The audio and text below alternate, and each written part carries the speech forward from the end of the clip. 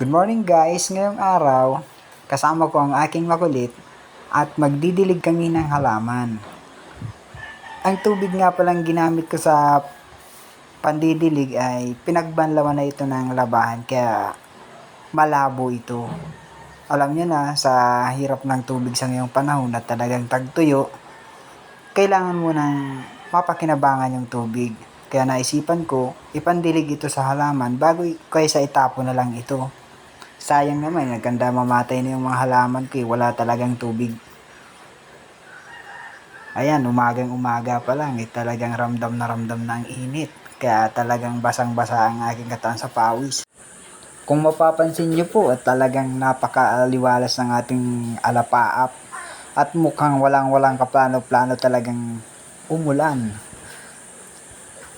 Ayan nga, napakaalinsangan talaga at halos walang kahangin-hangin.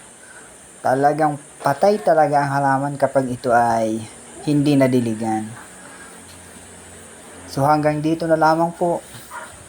Hanggang sa muli, maraming salamat. Paalam.